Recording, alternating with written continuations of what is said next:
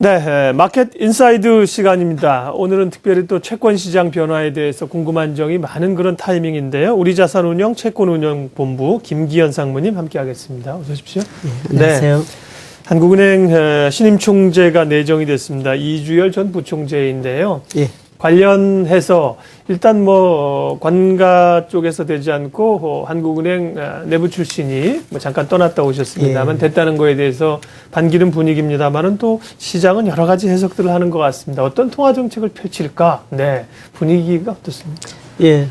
당초 시장의 기대는 다소 경기 부양적인 분이 신임하는 총재로 오실 것으로 네. 기대를 하고 있었습니다.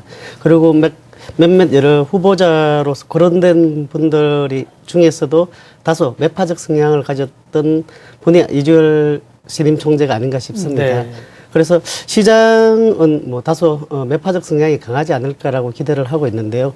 그 이유는 35년간 한국은행에서 계셨던 전통적인 한은맨이다라는 부분이 있고 예. 또 최근에 언론과 인터뷰 내용에서 보면 지난 2월에 모 경제신문과 인터뷰에서 통화 완화 기조에 다소 부정적인 견해를 표시한 바가 있습니다.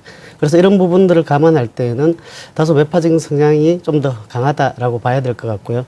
다만 지금 현재 정부가 경제개발 3개년 계획이나 이런 것들을 통해서 내수를 부양하려고 하고 있고 또 저물가에 대한 부담도 있고 또 신임 총재일 경우 총재 취임 초기에는 다소 정책 공조의 경향들이 강하게 나타나는 경향이 있습니다.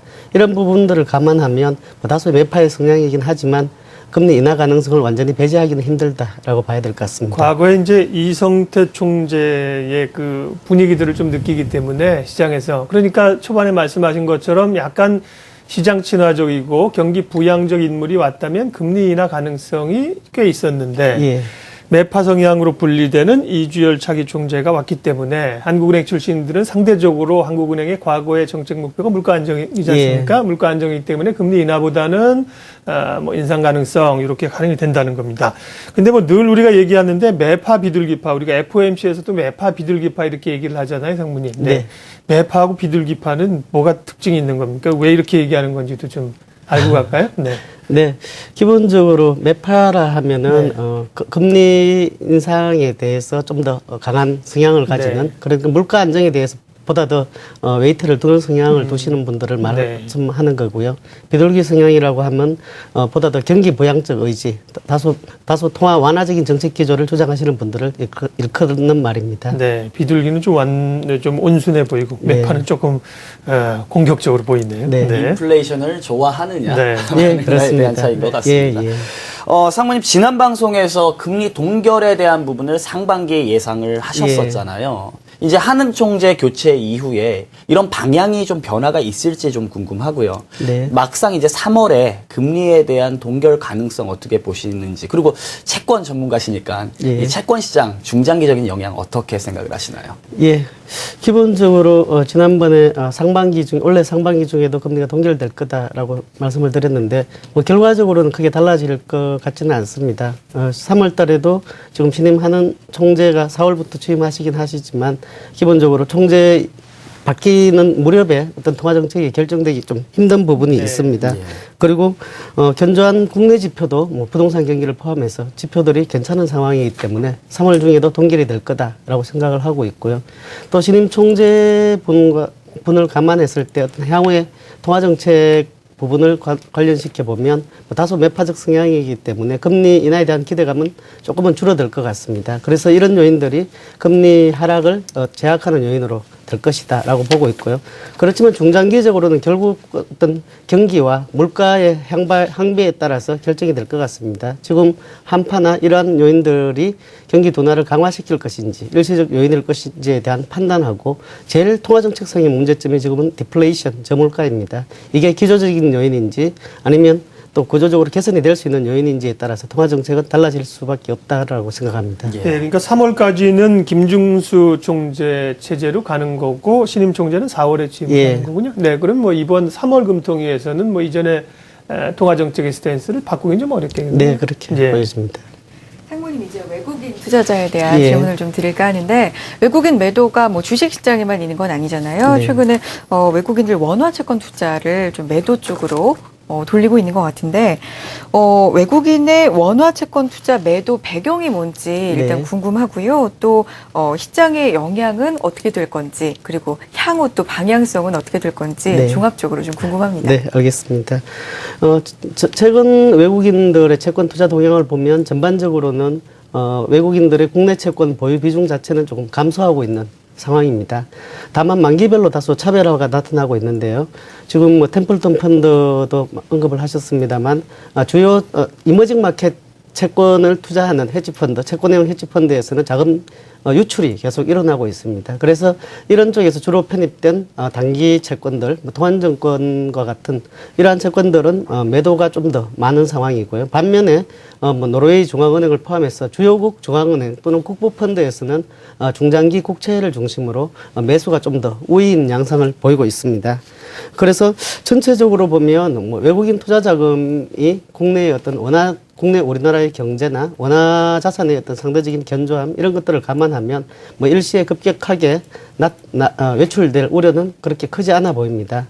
다만 이번 우크라이나 사태에서도 나타났지만 이머징 국가, 신흥국가에서 어떤 불안감이 고조될 경우에는 신흥국 채권 펀드의 자금 유출이 커지고 그 속에 편입된 한국 채권도 어느 정도 매도가 불가피하다는 점은 있습니다. 네, 신흥시장에 대한 불안감.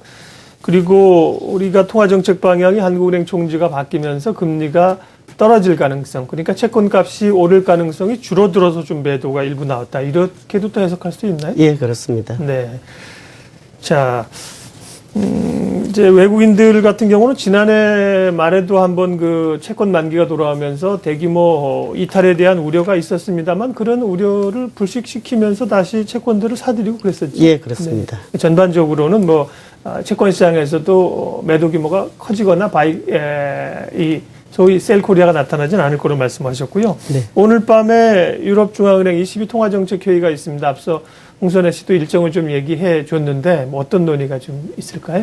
예, 3월 중으로 몇 가지 주요 이벤트들이 있습니다. 네. 20일을 포함해서 지난번에 열렸던 중국 전인대 그리고 그림장 금융 위기 그리고 미국에 있어서도 고용 지표와 제조업 지표, 3월 FOMC까지 주요한 이벤트들이 있습니다.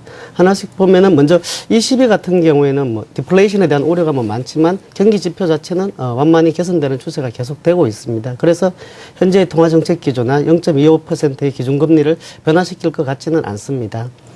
또 한편 중국 같은 경우에도 성장률 전망을 7.5%로 그대로 유지시키기 때문에 네. 그에 따른 영향들도 그렇게 크지 않았다라고 보여지고요.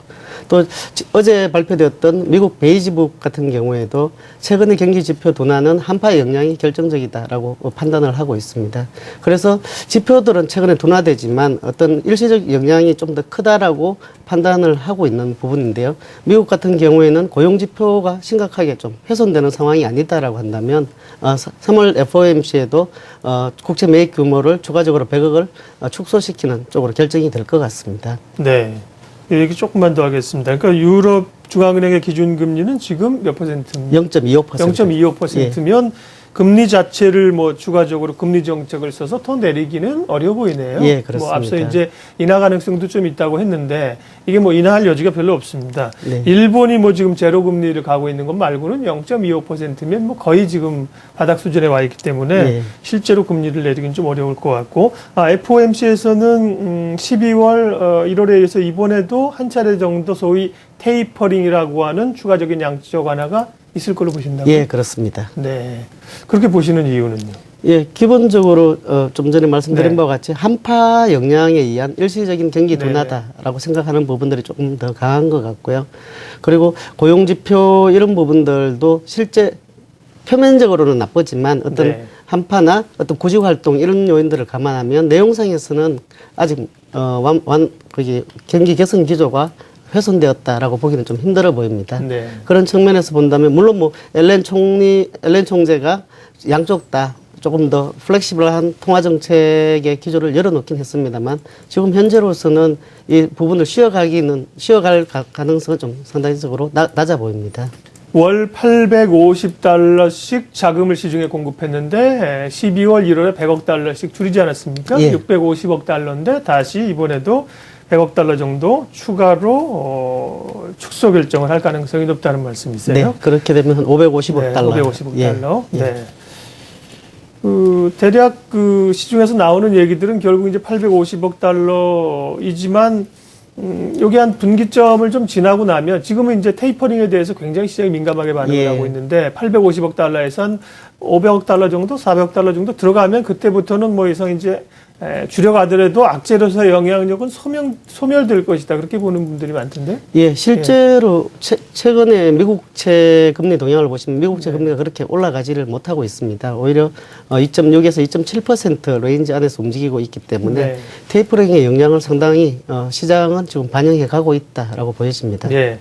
마지막으로 채권 시장 전망 좀 해주세요. 채권 시장이 뭐 최근의 분위기상 강세로 가긴 좀 어렵다는 분위기, 소폭의 악세 속에 변동성이 커질 거란 전망들이 있다고 하는데 상무님 시각은 어떠세요? 예, 1, 2월에 비해서 3월에는 다소 변동성이 조금 커질 거다라고 네. 보여집니다. 주요 이벤트들도 대기하고 있고 그렇지만 지금 최근에 국내 채권 시장의 흐름은 뭐 해외 글로벌 금리가 상당히 크게 변화하고 있음에도 불구하고 사실 글로벌 경기에 대한 민감도는 조금 줄어들어 있고 오히려 국내 내적인 채권 수급 요인이나 국채 선물 시장에서의 어떤 외국인 매매 동향에 좀 더 의존하는 경향이 강합니다.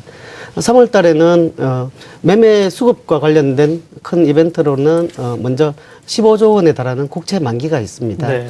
이 만기가 어떻게 재투자될 것인가라는 부분이 중요한데 국내 투자가들은 채권 투자에 다소 소극적인 부분이 있고 해외 투자자들도 롤오버를 상당히 공격적으로 할 것 같지는 않습니다. 그렇기 때문에 만기 요인 자체가 크게 호재가 되기 힘들어 보이고 또 국채 선물 만기 이후에 만기를 전후해서 지금 외국인들의 국채 선물 시장에서의 누적 순매수 규모가 상당히 많은데요. 최근에 매도세로 돌아선 부분도 다소 부담 요인이 될 것 같습니다. 그렇게 본다면 약보 압세 정도가 예상이 됩니다.